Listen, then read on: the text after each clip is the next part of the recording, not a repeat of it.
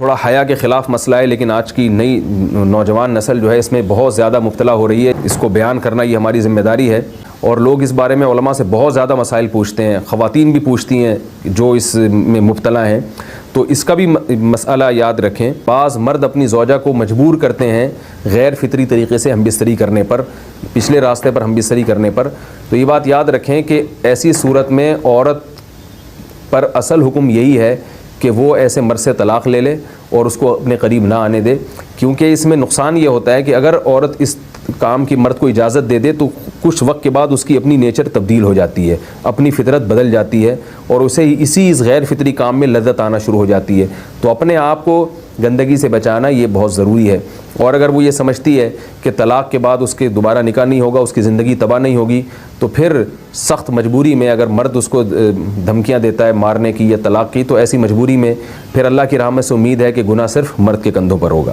انسان جو ہم بستری کرنے والا ہے زوجہ سے، وہ منہ میں ڈسچارج ہو جائے تو آپ سوچیں کہ اللہ تعالیٰ شرمگاہ کو گندگی سے بچا رہے ہیں، جس کی وجہ سے حیض کی حالت میں ہم بستری کو حرام قرار دیا.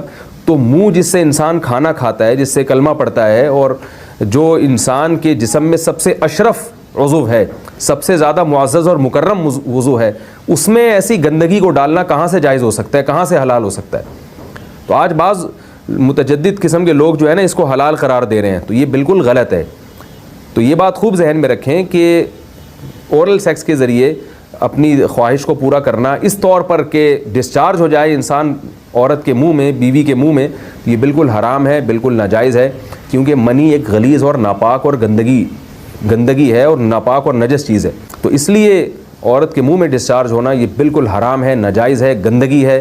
اسلام میں اس کی قطعاً اجازت نہیں ہے، اور بہت ساری بیماریوں کا ذریعہ بھی ہے. دوسرا مسئلہ یہ ہے کہ اگر کوئی ڈسچارج نہیں ہوتا اورل سیکس کے ذریعے، تو اس کا شرعی حکم کیا ہے؟ تو اس کا حکم یہ ہے کہ یہ انتہائی سخت درجے کا مکروہ ہے، ناپسندیدہ عمل ہے. اور اس کے سخت درجے کے مکروہ اور حرام نہیں ہے، لیکن بہت زیادہ ناپسندیدہ اور شریعت کے مزاج کے بالکل خلاف ہے. بعض جگہ ایسا ہوتا ہے کہ عورت کو اس چیز سے گھن آتی ہے کہ وہ اپنے منہ میں اس گندگی کو لے کر جائے، تو پھر بعض شوہر زوجہ کو مجبور کرتے ہیں کسنگ وغیرہ پر. تو یہ کم درجے کی کراہت ہے، یعنی یہ بھی ناپسندیدہ تو ہے، مگر یہ اس درجے کا مکروہ، اس درجے کا ناپسندیدہ نہیں ہے. یہ اس صورت میں ہے اس کے مکروہ اور ناپسندیدہ ہونا کہ عورت اس کے لیے ذہنی طور پر آمادہ ہو.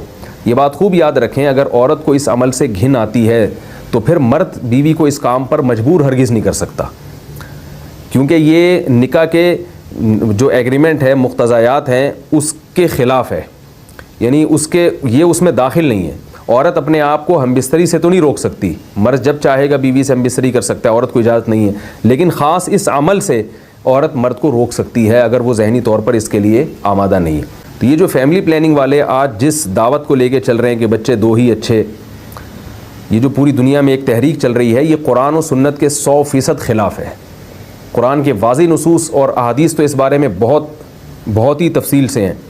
میری جو کتاب ہے ایک سے زائد شادیوں کی ضرورت کیوں، اس میں تقریباً 50 صفحے میں نے صرف اسی پر لکھے ہیں کہ اسلام نسل بڑھانے پر بہت زیادہ حریص ہے. اسلام چاہتا ہے کہ مسلمانوں کی نسل بڑھے، اور اس پر جو لوگوں کے اعتراض ہوتے ہیں کہ رزق کی تنگی ہوگی، تربیت نہیں ہو سکے گی، اس تحریر میں ان تمام باتوں کے جوابات ہیں. تو وہ تحریر پڑھی جا سکتی ہے. چونکہ یہاں اس تفسیر میں اتنا زیادہ وقت نہیں ہے کہ میں اس 50 صفحوں کی تحریر کا خلاصہ آپ کے سامنے بیان کروں، اس خلاصے میں بھی اچھا خاصا وقت لگ جائے گا.